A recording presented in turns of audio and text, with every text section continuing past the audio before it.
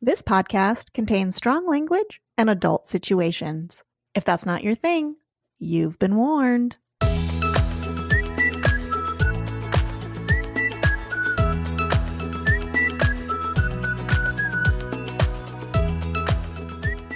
Welcome to the Fuck My Work Life podcast. I'm Kay. And I'm Jay. Have you ever had a bad day at work? Well, in this podcast, we share your weird, wonderful, and sometimes horrific stories from the workplace. Which may leave you thinking, maybe I don't have it so bad after all. Maybe not. Let's do this. Let's get into it. Welcome back, everybody.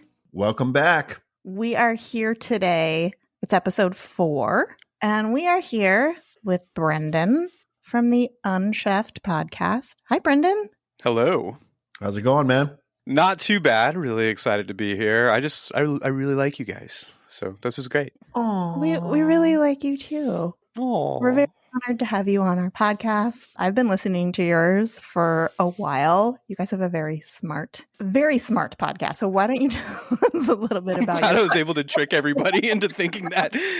I feel like that's such wonderful praise, but that's not how I think either me or Matt feel. We've been in food for so long that, I think that we notice a lot of people get kind of lost when we talk about it. So we're like, what if we throw fart jokes into it? And I think that as soon as we do that, it makes the rest of the material more accessible for people. So, yeah. Really smart content and then some fart jokes. And then some fart jokes. Yeah. We like to say that our show Unchefed is basically like, we like to talk about agricultural subsidies, and then we like to argue about whether cereal is a form of breakfast soup. And then we talk really seriously about whether cereal is a breakfast soup and really absurdly about the agricultural subsidies. So there's like kind of a balance between the heavier, more important aspects of being an eater in America, and then also the whole is a hot dog a sandwich argument. So yeah. Folded into it. Oh, that's a good one. It's not. That's a good one. No, it's a hot dog. It is. Oh, no. That is not a sandwich. It's a sandwich. It was advertised originally as a hot dog sandwich. We're gonna derail your show if you. Fine, it's a sandwich. It is a sandwich. I mean, no. I think the president called it a hot dog sandwich at one point. Oh, okay. Well, that means nothing.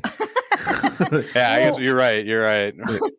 Unless I'm mistaken, it was Truman that went to the press and was like, I want a hot dog sandwich. You're kind of changing my mind now that I'm like sitting here thinking about it. Like maybe because when you go get like a sub sandwich, my whole argument would be like, it's not two separate pieces of bread. It's hinged, right? Yeah, it's hinged. And now that I think about it, most of the best sandwiches you get are a pastrami sandwich, a roast beef, Hot meatball sub. I was going to say meatball sub is pretty good. Like you got a lot of really good hinged ones. What's the other one? I mean, I feel like there's an argument that that's not a sandwich. You got the grinder. You got the like a Philly cheesesteak sandwich. Like those are all kind of hinged. Those are all your best sandwich. God damn it, a hot dog is a sandwich. Oh shit! Right, Son of a right. Bitch. Man, now I really want a hot dog.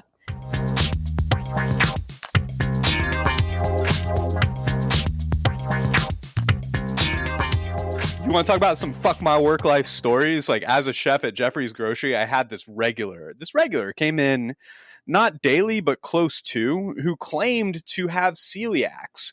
And that's the reason that we were required to scoop the middle part out of her bagel, so that all she had was the crust of her bagel to eat. I'm Because sorry, she that would still make you sick with celiacs. So you see the problem. Yes. Yeah. And it was one of those things where it's like because it was a Greenwich Village restaurant, like there was a premium on the cost of food there. And that's how we made our money, was by having regulars that came in, and she, was a local in the area and knew people and would bring in her friends. So she brought us a lot of business. It was one of those grin and bear it moments, but it's like every time you had to scoop the bread out of the bagel so that you're just selling her, like, and you know what I'm talking about, like the glossy outer layer, you're getting rid of the white. You're selling the crust of the bagel. Yeah, you're selling her a bagel crust. She's like asking you to sell her bagel crust, and she's doing it on the pretense that she has celiacs, and you're just sitting there like scooping bagel out with like, you're just like this eat shit look in your just soul. Be fucking honest with your weird requests. Like that's right. Like I think it would be better if she was just like, I'm giving you a lot of money for that bagel, and like, Yeah. Can you take the middle part out for me just because I bring really you a like lot of business. Yeah, like that would be better than it's like because that she's going to another place and she's like, I got celiacs, and she's pissing that chef off too. Yeah. And there's like this camaraderie that you got in the industry where, like you're never mad at the individual customer so much as you're mad at the general difficulty of the industry. And that creates like a camaraderie that you have with other people that are in the business. And when you see somebody like that, you're not just seeing like the order that they're giving you that's pissing you off. You're seeing all the times that they were like, I don't care enough to the service to tell the truth. So I'm going to ask a ridiculous request because I gave them money and I don't have to think about it any further than that. Right. Like I am gaslighting myself right now to a degree. I'm paying for this and I want what I want and fuck you. That's right. And that mentality is just like, where everyone would be much happier if you were just like, look, I bring all my friends in, I bring you business, just scoop the bread out because I don't want the breaded part. I want the crust part. Yeah, I know it sounds cunty, but that's what I want. That's the right word. and that it's what I want. So I'm curious, would you put something in place of where all the bready stuff of the bagel was, or was it just like an empty shell of a bagel you gave her? So we would do these specialty schmears, which I don't know if you're familiar with schmears, it's but like cream cheesy type things, right? Yeah, and you can add all different mixed with stuff. Mixed with stuff. Yeah, you can have like a green onion schmear. You can have a fucking peanut butter schmear for all I care. Like whatever you want to put in there is essentially a schmear. So we would do these specialties, and that's what she would do. She would just like fill it up and then just eat what is essentially a mouthful of schmear. She'd fill it up with our. Can't you just get a tub of schmear? Our wheat breaded schmear tub. That would be the fucked up part. She was like, "I have celiacs. Can I get a bagel with all the bread scooped out and a tub of your wheat schmear?" Just like schmear me, baby. You can get the hell out of schmear.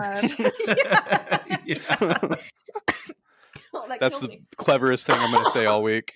Oh shit! Are you okay? What is that? You have COVID?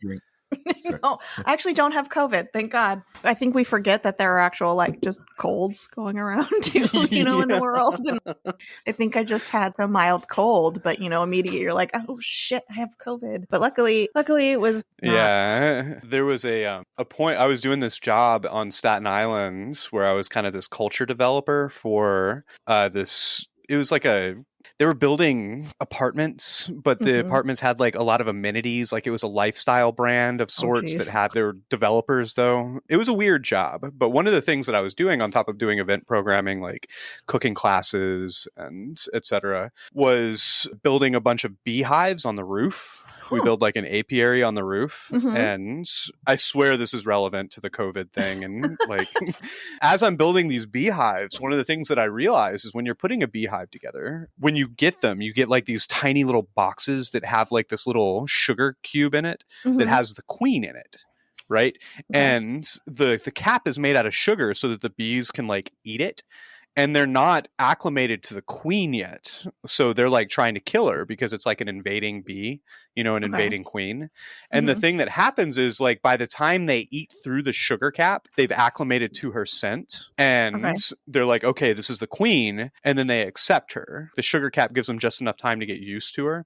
But as you're putting it together, you have to take this queen cap and you have to put it into the hive with all the bees swarming around. Jesus. And if you've got one of those beehives, you got like those little shelves. I'm sure you've seen them. Yeah. And you have to like slide everything very slowly.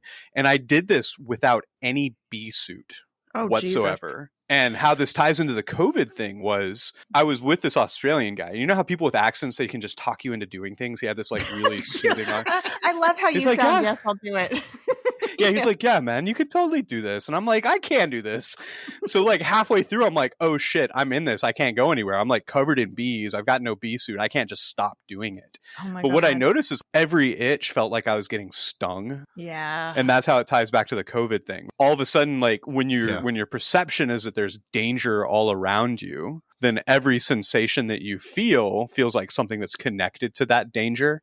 Yeah. And that's sort of like an instinctual thing that I think that we do. Yeah. I mean, totally. Like the past 2 years. And because, like I have to sleep with a fan on at night. So I always wake up with not really a sore throat, but kind of like a dry, scratchy throat every morning. Sure. But for the past 2 years, I'm like, oh, fuck, I have a sore throat. I've got COVID. I'm going to die.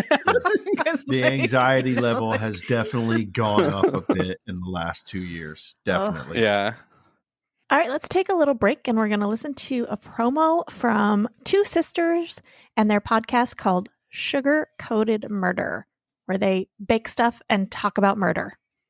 Hey, Ann Barner. Hey, Karen Beatty. We need a promo. Like where we talk about what we do on our podcast. On our Sugar Coated Murder podcast? Like how we love to bake and talk about murder? That's what we need to talk about. There you go. I think we've talked about it. Y'all find us on all your favorite listening apps. Stay sweet. And don't murder. Because if you kill people, we will talk about you.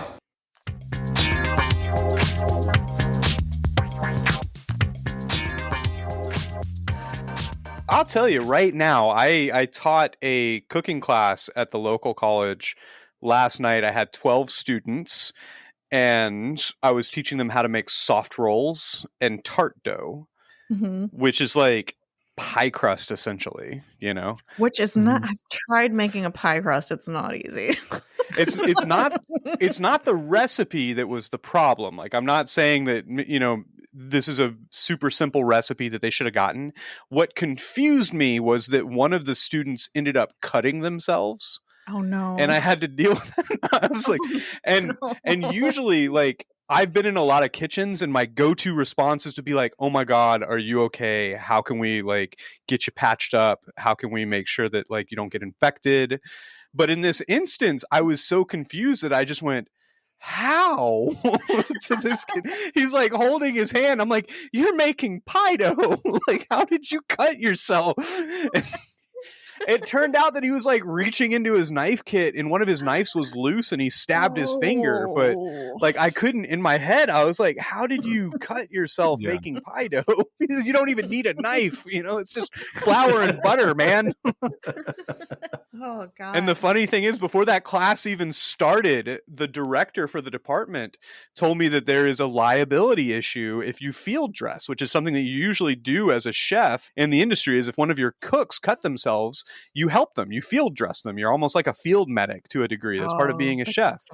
But for the college, you can't do that because that's a liability thing. So when he's telling me this, I make the comment, I appreciate you letting me know, but we're doing tart dough tonight, so we'll probably be fine. Oh my God. And I fucking ate those words, and it's like, I couldn't. God. He looked at me, he's like, they're gonna cut themselves. And I was like, it's pie dough, they'll be fine. And then they cut themselves. Fucking weird. Okay, everybody. Let's get slightly back on track and let's just talk about what we drink because we work. Sometimes you just gotta like let loose because work sucks. So this segment is called We Drink Because We Work. So Brendan, I know you were looking forward to this. What are you God, drinking? so much. So I've got to I've cheersed you with it a couple times now. What I'm drinking is the Finnish long drink. Okay. Finnish as in like from Finland. And the reason I wanted to bring this up is because of the story that they put on it. And I want to see if you catch the same thing that I do from the story. Okay. It's just so ridiculous. But okay, so here's the story. Long drink is a top-selling category of alcohol in Finland, a legend that is now available in America. The roots of long drinks go back to the 1952 Summer Games in Helsinki, when the country of only 4 million people was still recovering from World War II. Fine so far, right?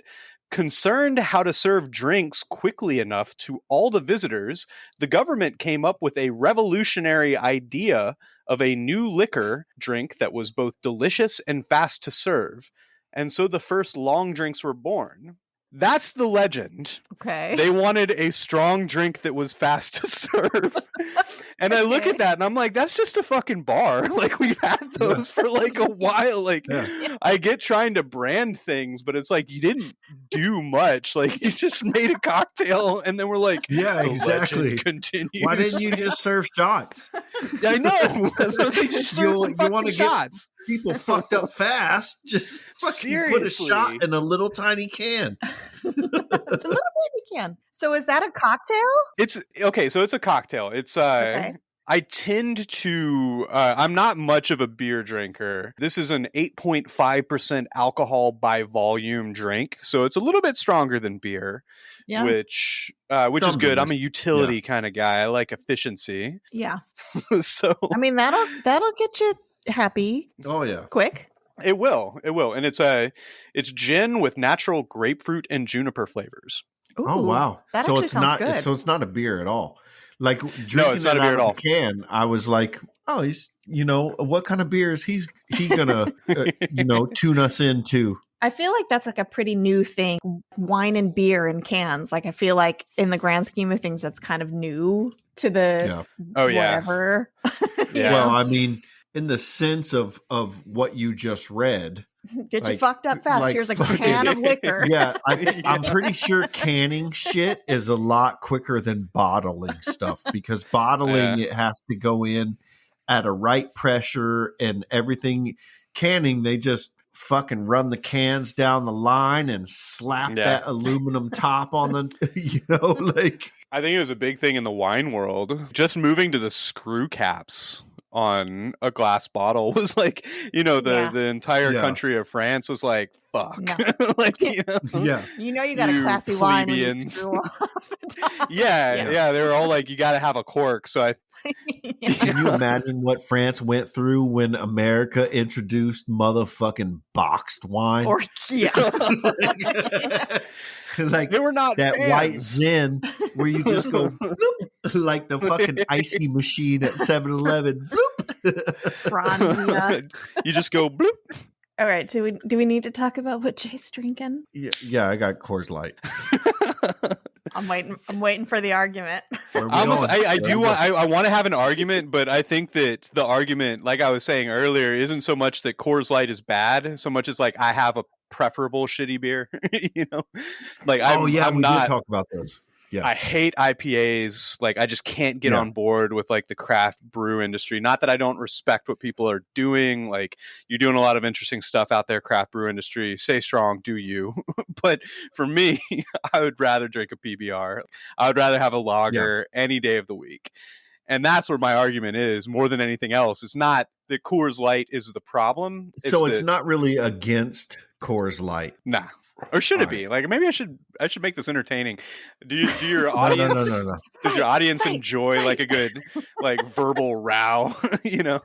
Well, look, I don't know. My argument for Coors Light has always been the same. Cheap and easy to drink. It's okay. I'm 1, 2, 3, 4, 5, and the 2 or 3 I had before we started recording. So I'm like 8 in now, and I'm fine. You can still talk. Yeah, I can still talk. If this were a Coors Light to craft beer conversation, I would be laying on this chair next to me with my cat who's laying there like a fat fuck.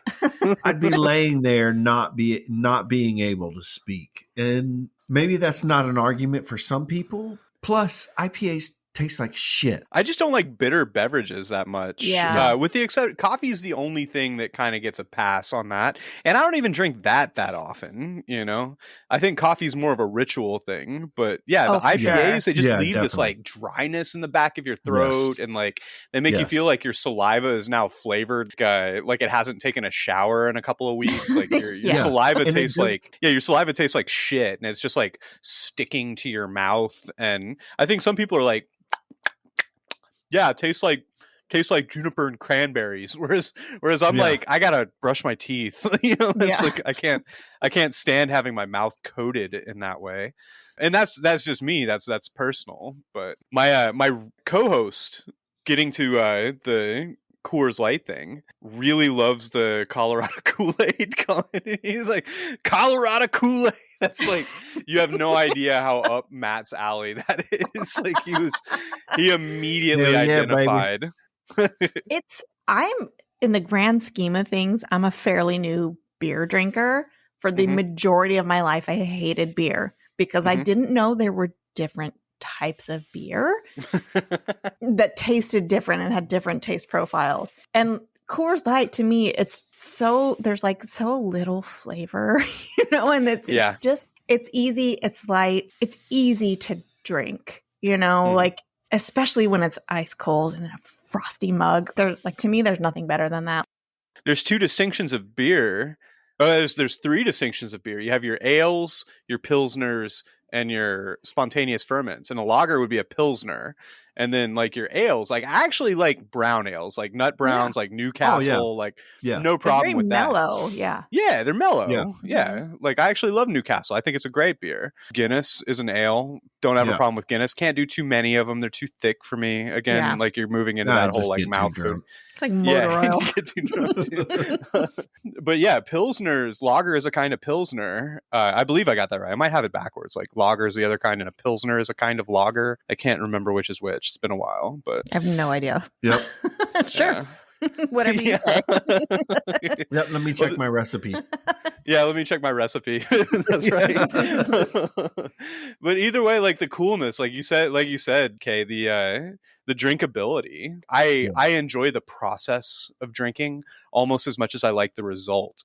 And I don't think that the flavor it's almost like if you look at it as like a teacher and you look at a grading rubric, it's like the quiz is worth 50% and then like homework's worth 15 and then tests are worth whatever the remainder is, but like, one's significantly lower value. I would actually say flavor for booze is actually like a lower consideration for me. I like having a buzz. I don't like being rip roaring drunk, but I like having a buzz and I like the process of drinking. Yeah. So, I think that a lot of the times with the pale ales and the India pale ales, I'm like, I don't enjoy this. I don't enjoy the flavor. And that's two things right off the bat. Like, I can get drunk off of it, but at this point it doesn't mean anything to me because the other two things are just already working against it. Yeah. Like why suffer through the process of drinking it just to get to the end result? Like, what, you can have both, you can enjoy it and get a nice buzz if you find something that you like. Well, I feel like India Pale Ales have gotten to the point, like the IPAs have gotten to the point where it's, you can have one beer and you'll catch a buzz. Two beers, you're pretty much fucked. Because this is 13%, 10%. And it's like, but why? If I have not introduced alcohol into my body, I can have one or two Coors Light. I'm just getting the juices flowing. And as the night goes on, I have like 12 or 13 of them and I can still see the TV. I don't have to close one eye. It's not until about like 18 I have to close one eye to be able to watch, the one-eye drunk HBO show I'm trying to watch. I would be on the floor puking at 18 of anything. Oh, you'd be on the floor puking at like 5. 4 or 5. I don't even remember what it is that would get me to that point. I remember playing a lot of drinking games when I was younger. I've always had a really high tolerance. I think it's just because I'm like mostly Irish. I mean, it's in your genetics. Yeah, I think it's in my genetics, which is like terrible because like the Irish had to for so long try to get over the stigma of being just a bunch of alcoholics, despite the fact that we're a very poetic and kind and gentle and intelligent people. But lately I've been really interested in, like I said, the format of drinking, like the actual, I look more at the criteria and I'm like, okay, well, I got 3 things. I got flavor, I've got the utility of it, actually getting a buzz, And then I've got the process of drinking. And I've been a huge fan of sake for a couple of years, which I think is a 4-letter word. Well, it is a 4-letter word, but you know what I mean? Like people look at it like as being this negative thing that they don't like. I've heard so many people tell me like, I just don't get drunk on sake. I'm like, you're full of shit. Sake is like 20% alcohol by volume. Like some of it is anyway. But like we've got these tiny glasses from when I went to Japan with my wife. We went to all these different regions and we got these individual sake cups. And this idea of getting a bottle and drinking out of really small glasses means that there's more motions that you have to do between drinking. You know, in the US, we like big gulps. We like putting as much as what we like into the biggest possible container, and then like that container's mine. Yeah. Like, I'll have a yard of beer. Yeah, give me a fucking yard of beer. And like I really like the idea. I like the idea of the small cup and like having to refill it over and over and over again.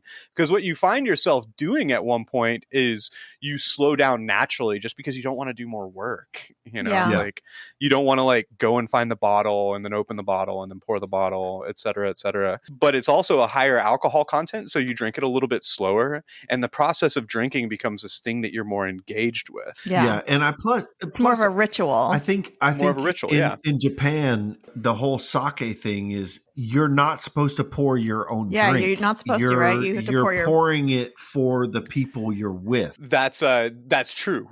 It's a little more of an interaction thing than it is my sake. Like American, just like, let's get fucking fucked up. Yeah. Can I say what I'm drinking? Yes.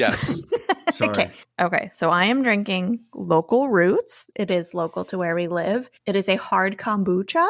Ooh. And I'm drinking the Cali Mule flavor, which is ginger and lime. It's actually really good. It's delicious. That sounds awesome. It's so good. That sounds really great. It's 6%. So for me, that's a lot. Yeah. So in honor of your hard kombucha, I've got a fuck my work life story. Okay. I was told to have a offering when I was at this company called Irby and doing the cultural development thing for residents that they could come and they could drink, and they were doing them. And I thought it would be cool to start doing kombucha. Mm-hmm. So I started doing kombucha, and I made a lot of interesting stuff with that. I'd throw marshmallows into the kombucha, and then I would take the marshmallows would partially ferment. I'd take them out, and I'd do like a kombucha fermented marshmallow dessert for like, it was fun stuff. And the kombucha tasted really good. This one guy and his girlfriend would come by and get kombucha and like drink it and like hang out for a while, and they would get kind of like excited about the kombucha. Mm-hmm. And they were like the sweetest couple. And maybe a week or two after I started doing the kombucha, they started getting all these complaints that they were like disorderly, etc.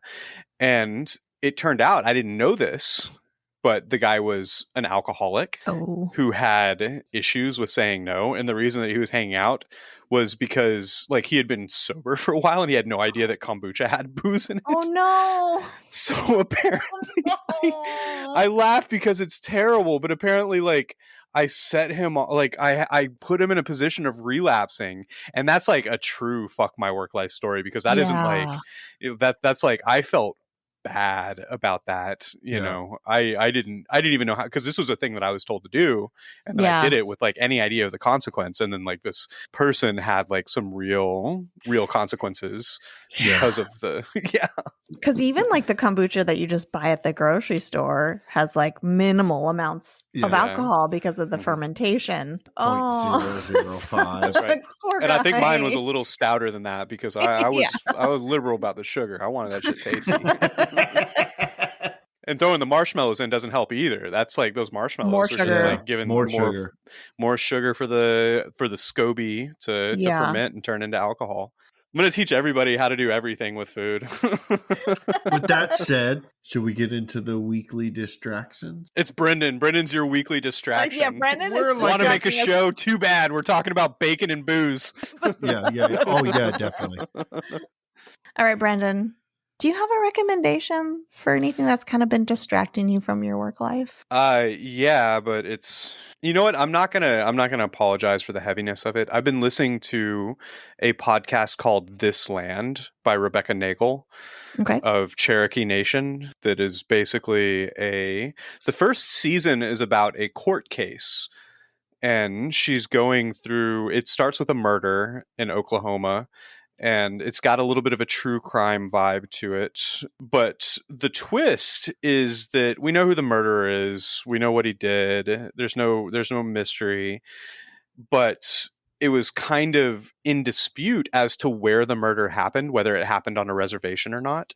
And this case ended up going to the Supreme Court. And it was of vital importance because where the murder happened put into question whether the tribe that was dealing with the murder, both the victim and the murderer, were members of this tribe. It put into question whether the tribe had sovereignty over its own land. So it's a pretty heavy story, but I think it's a very important one. And the second season has been absolutely amazing because they've been talking about Indigenous people's rights in the country and, kind of the history that hasn't been told. And there are just all of these really powerful stories, not least of which they're talking about like their language and what it's like to be part of this ancient culture that learned a language that's almost dead, that's being actively kind of destroyed in front of them, and what it's like to not be able to express certain emotions because they're not in your language. And it's just, every bit of it is powerful and well narrated and important, and it's been consuming me. What is it called? This Land by Rebecca Nagel. That sounds amazing. Yeah, it's on I believe Crooked Media. So this is your distraction from work? Fuck, man. You must have a really nice job. What the fuck do you do? Just like, just like sell flowers or like, what the fuck? No, I think, it doesn't bug me to get into how to make things better. I think the frustrating part of being a chef is not the labor that you have to do. It's not how difficult it is to go and work, 14 hours a day. It's not the labor that's really bugging you, because you learn to love it at one point. The thing that frustrates you is the fact that you're operating in a structure that will never be perfect. You're operating against a lot of red tape. One of the biggest things is a low profit margin. You just can't make delicious food because food doesn't make money because people won't pay for it. And that's the frustration, I think, more than anything for my job has always been the barriers between the world that I see and the world that I'm living in, and when I look at shows like This Land, what it's doing is taking down those barriers between like this perceived world that I think that I'm living in, and it's showing me the world that I actually live in. And exactly. I view that as something that it's not easy. Like, these stories can be really hard to listen to when you care. But it also feels like, okay, my feet are on solid ground again. This is the actual world. It's not the one that's spoon fed to me. And I think that's important. So I get it. It's interesting that you brought up This Land, because I was listening to a podcast today, another indie podcast, Murder on My Street. I don't know if you've listened to that. No. They cover different murders. And the one I was listening to today was about a murder on a reservation, and they were talking about how if somebody that isn't a part of the reservation comes onto the reservation and murders someone, then there becomes a struggle between the federal government like the police force on the reservation and then the police force off the reservation, and who has control of it. And it just becomes this whole shit show, and nothing gets solved or done. And like, the rate of Indigenous murders that are unsolved is just fucking astounding because of all of the red tape. And it's and a lot of that is because like I don't know if you've seen the FX show Reservation Dogs, but no, I really want to watch it. Is it good? oh, it's so good. It's so good. It's so good. A large part of that is because of the inability for tribes to gain sovereignty of their own area because it's just so like I'm not going to get too deep into this because I don't want to like almost feels like white splaining, right? Like, and it's not on me to tell these stories, it's on me to listen, and that's part of why I would recommend, like, it's what's been distracting me lately, but if I may be so bold as to recommend something to your listeners, I think that these stories are important. It's not on white people to be talking right now, it's on white people to be listening, and I think that this is a good place to do that. I definitely want to check that out. This land, seriously, it's in every part of it's done by members of different tribes. The music is just so good. I can't recommend it highly enough, honestly. So my weekly distraction, so this week I was sick. Luckily, it wasn't COVID. I just had, I don't know, a cold or something. But Your I weekly distraction is the flu. Yes, my weekly distraction is illness. Thank you. I'm done. No, but like while I was sitting on the couch at home crocheting, there was a show that I'd heard about, and I know there was a lot of buzz around it a few years ago, and I'm late to the game, but I am freaking in love with Fleabag on Amazon Prime. Yeah. Oh my God, Phoebe. That show's great. Waller-Bridge. She is fucking amazing. That girl. She's so funny. She's so funny. Just the look on her face when she turns and looks at the camera. Just, you don't even need words. It's fucking amazing. Like, I started watching it, and then Jake came in on the back end of the season 1, and he was cracking up. Oh yeah. It's only 2 seasons, 6 episodes each, so it's really short. It and the episodes are short too. Yeah, it left like me wanting so much more, but also I love how British do television. They don't drag things on forever where you hate watching it because you're so invested. You're just they give you enough to just want more and crave more, but then they're just like, no, we're done. But it makes it that much more enjoyable, I think. Now bugger off. Fuck off. Fuck off. But yeah, Offy so that's pop. been But yeah, that's been my distraction this week is Fleabag. Late to the game, but fucking A, that's an amazing show. Yeah, it's so good. What's your weekly distraction, Jay? Rebuilding automobile engines. Oh. That's a good one. That's a good one. I like that. Yeah. Yes. So what have you been rebuilding? Well, I bought a cylinder head for my car, and I've been porting and polishing it, and there are more things in the work for it.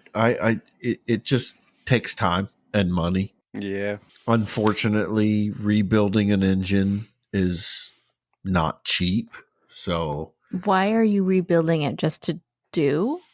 Is it going to have any kind of performance difference? I'm just curious because I'm stupid. It's going to have performance. Okay. Yeah. It's going to have performance. It's going to spit fire out the... I'm doing it just to prove to myself that I can, which I already know that I can, but I'm also doing it because my car is fucking slow. It's so slow. It's so slow. I get on the freeway and I just push my foot to the floor and well, it's not like the fucking car goes nowhere. It's not like it's a power car. Semis can go faster than me. All right, guys, let's take a break and listen to Super Familiar with the Wilsons. The Super Familiar with the Wilsons podcast. You know that family whose house you hung out in when you were a kid? The house was a little loud and chaotic, but always fun, and sometimes felt more home than home. Well, that's us. We're the Wilsons, and we welcome you into our podcast with silly chat, ridiculous games, and interviews with interesting people. Like a spin doctor. The Super Familiar with the Wilsons podcast. Welcome home.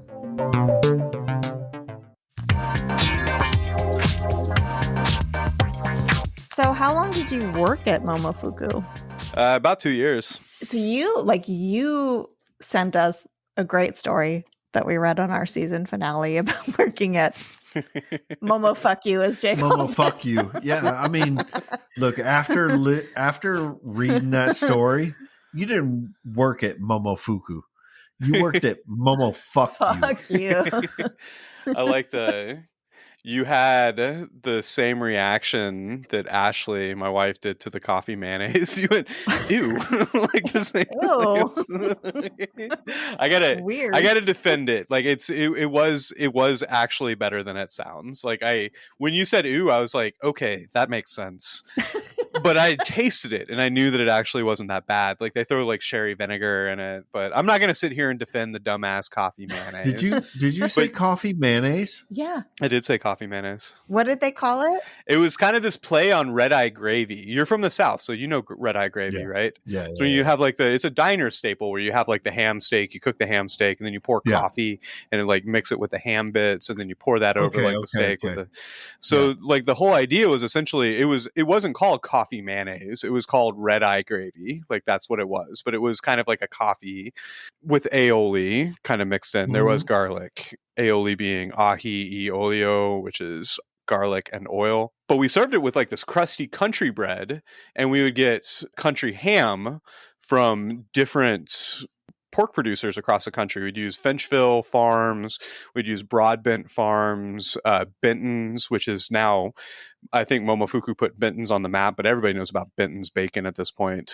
We'd use Edwards Wigwam. But what we do is take these country hams and we would slice them like you typically would prosciutto. And the dish was like this plate of flat, thinly sliced country hams with a little bit of this coffee mayonnaise and this crusty bread. So you take the coffee mayonnaise, you spread it on the bread, and then you put a little bit of this thinly sliced country ham on top of it and you'd eat it. And I'm telling you, it wasn't gross. It was pretty fucking good. Yeah, but I remember the way that you responded at the end of it. Jay was like, that can't be the end of the story. Did he quit? Oh, your story.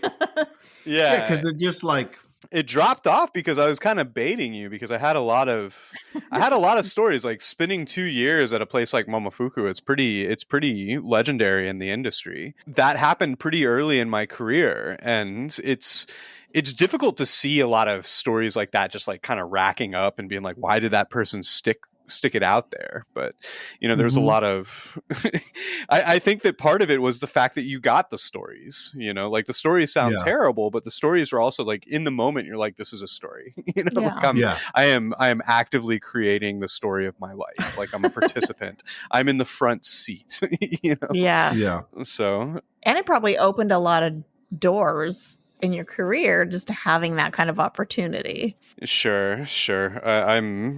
I am privileged. I'm in a position where I was successful in an industry where most people aren't. Yeah. And I've been able to comfortably kind of ride out the pandemic. I'm starting to hit the point where it's not as comfortable as it was, but I was in a good position because of, putting my nose to the grindstone there for a while and building those stories. Well, look, man, like the food industry, or the restaurant industry, even before the pandemic and for ages before that, it's not an easy industry. Nah. There are so many people who want to do their own thing and get their own restaurant, and it just doesn't work out. Yeah.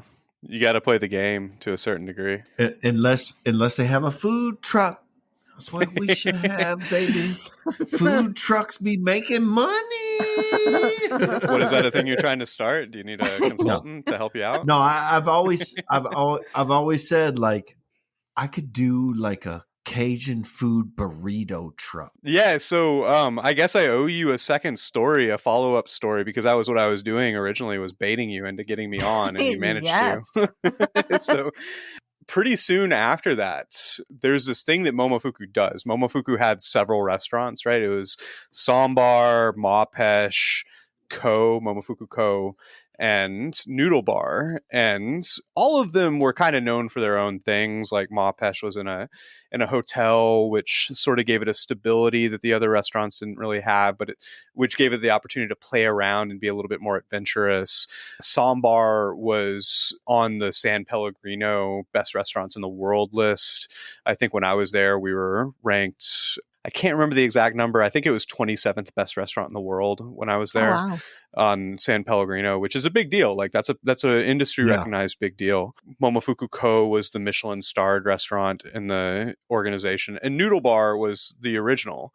So whenever we got together and did this pentathlon, which was what it was called, it was very competitive. And I was nominated for Sambar to go and do the buns, the pork belly buns, which is one of the things that Momofuku is really, really well known for, is this like steamed bun, which is really pillowy and soft and has a nice texture. And it has like hoisin sauce and these shio pickled cucumbers. Shio is the Japanese word for salt, and scallions, and then this really well done pork belly, and that's the whole thing. But it's a delicious. It's just really, really fucking good. It's a phenomenon. Like everybody who had it liked it. It's what put Momofuku on the map. So what do you mean by really well done pork belly? So what they would do is they would cure it with salt and sugar overnight and a little crack of pepper on the skin. And then we would roast it at 450 degrees for about 45 minutes. And then we would braise it in a combi oven with, I think, 25% humidity for about 3.5 hours. And then pull it out, let it set, cut it into these little slices that would fit perfectly into the bun. Mm-hmm. And then pack them in these pans that are called 3 pans. They're like these thin metal pans that you put like the pork belly in, and then they would steam, and you would pour the fat over them. So they'd be like steaming in these pans in their own fat for like hours.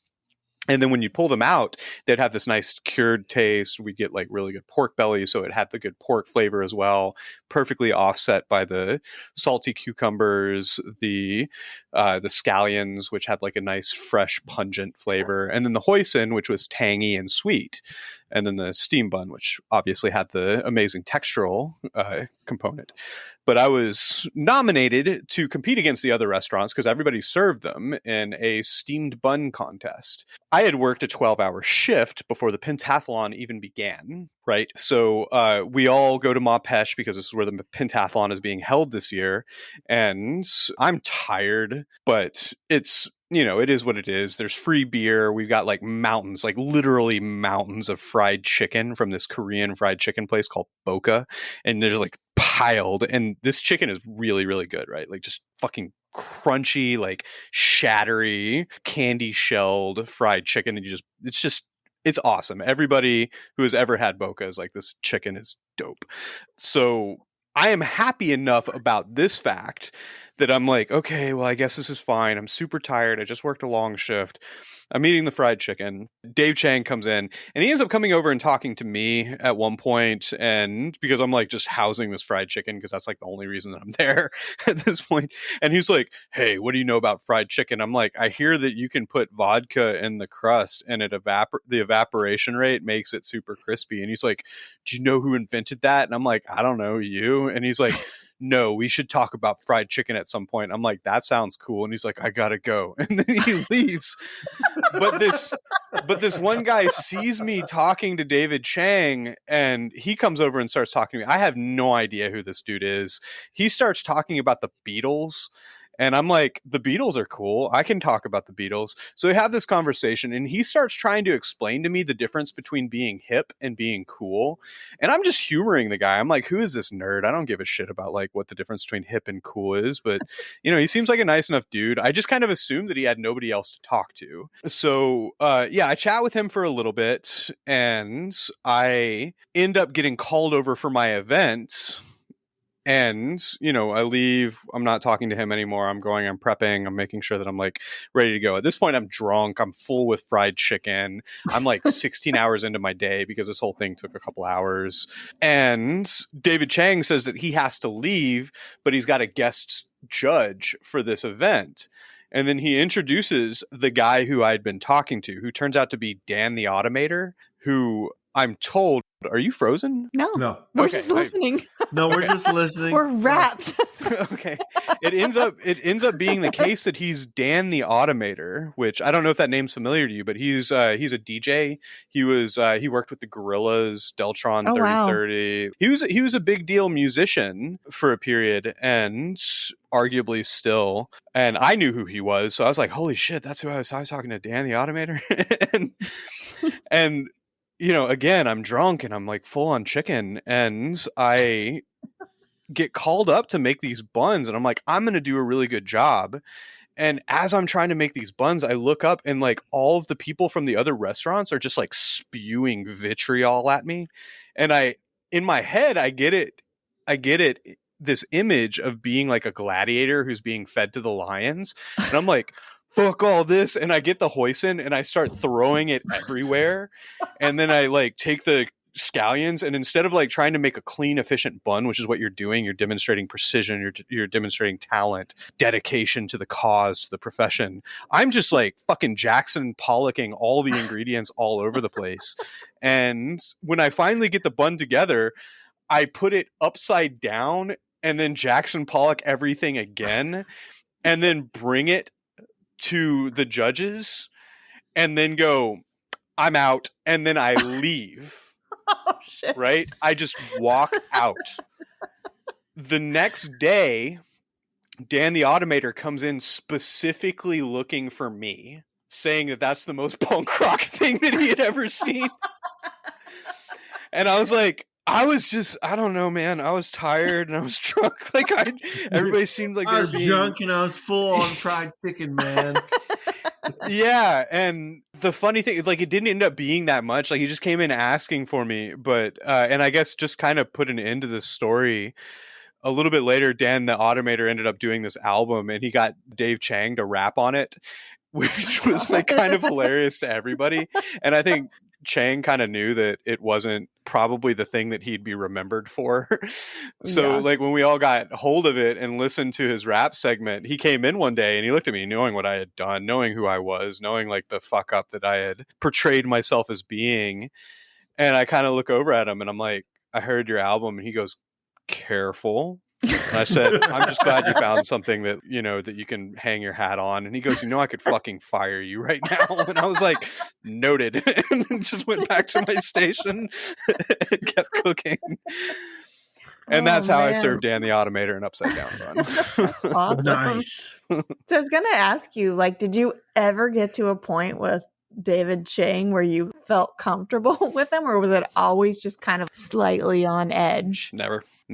Always slightly on edge. I would say slightly as being generous. Like I think that his brand was just making people uncomfortable at that point. You know, like I'm not going to discredit him. Like he was savvy in a lot of very interesting ways. He made a lot of good food, but he definitely did impart a lot of trauma on the people that worked under him at that point.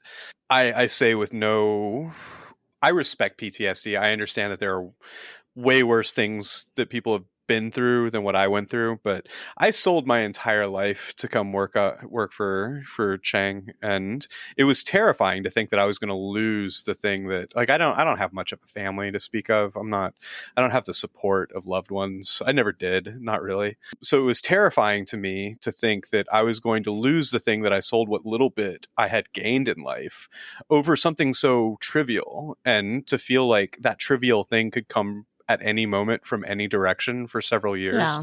It did create a little bit of PTSD in me. So there's a lot of respect that I have for Chang, but it's complicated. Yeah. You know, he created an environment that I think was mentally abusive. It wouldn't have been as abusive for other people as it was for me, because not everybody sold their entire life to go do that. Not everybody slept in train stations just so that they can make it to work the next morning without having to, you know, worry about how much sleep they got. So let me ask you, like, you worked in this traumatic experience with this famous chef, and you probably learned a lot. But do you think you would have learned the same amount if he had been a nicer, gentler, more relatable human being? I mean, so this is kind of a convoluted answer, but it's an honest one. It's the one that I honestly believe in. Whatever you do, you learn from. Mm-hmm. right? It doesn't matter what you do. If I were to be working in a smaller restaurant, I would have learned the favorite color of the employees next to me instead of trying to figure out how to make this recipe. I wouldn't have had 400 people lined out the door at 2:00 every day. I wouldn't have felt the pressure to make sure that all of them had the right amount of food. I wouldn't have fought to find a better way to make that food faster. Yeah. I wouldn't have fought to find a better way to make that food tastier. Without those 400 people lined outside of the door, what I probably would have ended up doing was communicating with the people around me a little bit more. And that's a kind of knowledge as well. Right. One that I think I put a little bit more value on at this point in my life. But I think that the reason that I'm comfortable enough to focus on that is because I did do that. I did learn how to be faster. I did learn how to make better food, tastier and more efficiently. So now I'm able at this point in my life to think about, you know, how it is that I'm relating to people because I'm a little bit more comfortable than I would have been had I not done that. Yeah. So I think the real answer is always going to be that whatever you're doing, you're learning from. And what you really need to do is just like buckle down and make the most of it. I can't take it back. I can't undo my time there.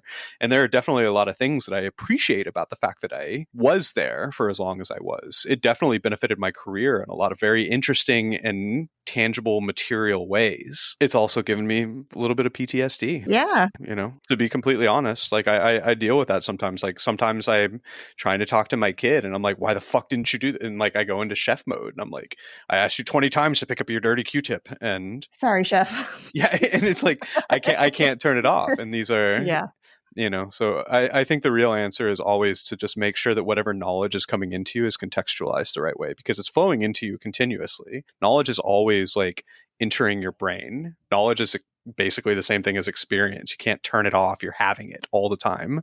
So just learning how to contextualize it the best possible way, I think, is good. Yeah. And I think that people that try to teach you that you're bad because you're not perfect all the time are not to be followed. Yeah. You should be around people that are telling you that you are worth it, that you are good enough. So no, it totally makes sense. But the point I was trying to make is kind of you're taking it from the learner's perspective, right? Like I'm going to take this lesson, however traumatic it may be, and I'm going to learn from it and I'm going to apply it to my life. Yeah. But like applying it to perspective of the person that's in control or has the power. Are you really getting more by being a fucking asshole?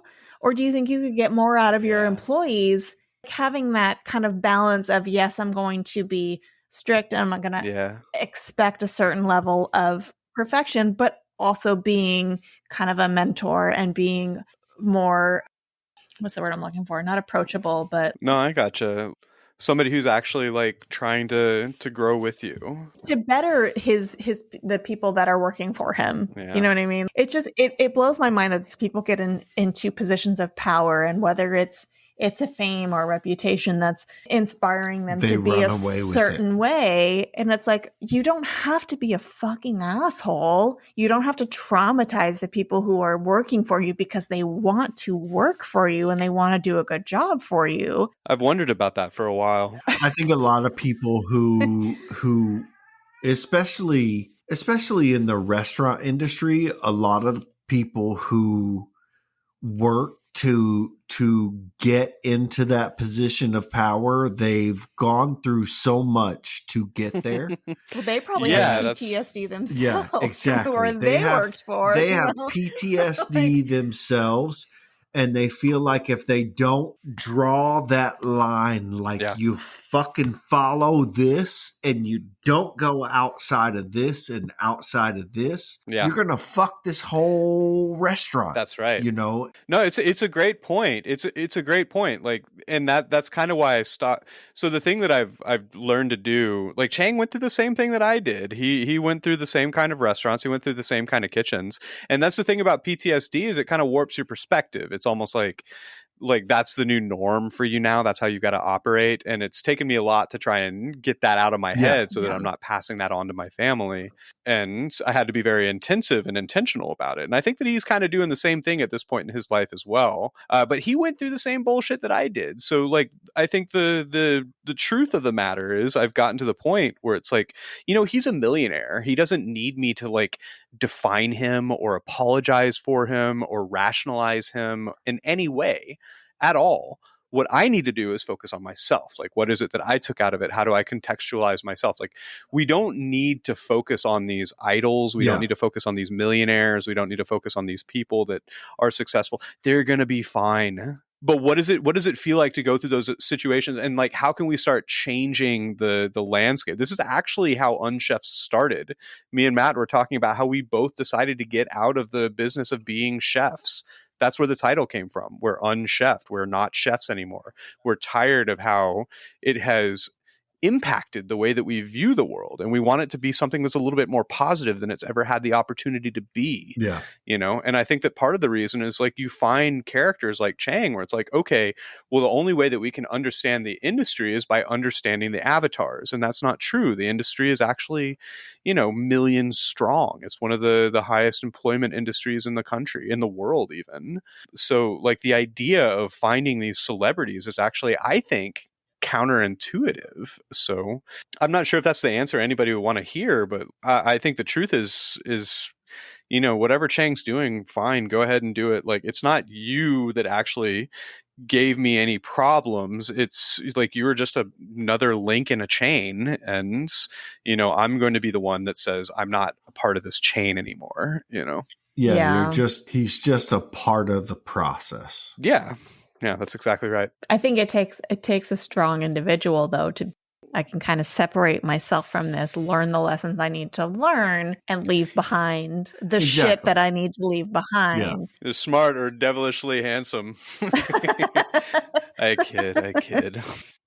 The restaurant industry is probably way more intense than a lot of places, but I feel like every type of work situation kind of has this element of abuse of power. That's right. Whoever's above you, and you kind of feel like, I just have to fucking take this because you're above me. And if I say anything, I may lose my job and my support of the way I'm living. And that's it's crazy. Yeah.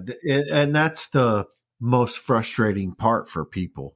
No matter what industry you're in, there's always that persona of, you're under me. Yeah. I said do it. So you do it. And for what? So you can keep this lifestyle where you're always 3 bad months away from being homeless, but never 3 good months away from being rich. Yeah. And that's the reality. Right. Exactly. So depressing. Yeah, and that's just it is until you stop and you say like, okay, well, what is it that I can do to address that? Like, what is it in my life that I'm actually protecting? What is it that I'm actually fighting for?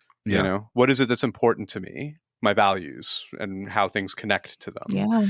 It's not something that we get an opportunity to think about that often. I kind of like to think that, thinking about food is something that's sort of fun and value driven at the same time. But at the same time, it's so cutthroat. Yeah. Yeah. So Brendan, where can everyone find you on Unchefed? I'm so glad you asked that. So you can basically find me anywhere. I tend to prefer good pods for indie podcasters. You can find the show, it's called Unchefed, on any of the social media, your standard social media. Twitter at Unchefed, Instagram, it'll be at Unchefed Show, Facebook, Unchefed, and unchefed.com. I got a website, unchefed.com. Check it out. And you can also listen to all the promos, yours included. We got the podcast promo project on the website. So see some of our other friends, not just Unchefed and Fuck My Work Life, but some of the other wonderful people that we kick around with. Thank you so much for joining us today. It's been a lot of fun. Yeah, sorry it took so long. Everybody go check out Unchefed. Thank you, Brendan. Thank you for having me. We'll be back next week. Bye, everyone. Bye. If you have a workplace story you'd like to share, email it to us at fmwlpod@gmail.com or call the rant line at 310-818-3273. You can find Fuck My Work Life on all major podcast platforms. If you like our podcast, please consider giving us a 5-star rating on Apple, Spotify, Good Pods, or Podchaser. If you'd like to become a patron, check out our Patreon, where you can get access to all kinds of fun perks like swag, bonus content, and virtual happy hours. And of course, please remember to support indie podcasts. They're working hard to provide amazing content for you. Yeah, man. Yeah, man. Until next week. Bye, Bye, fuckers.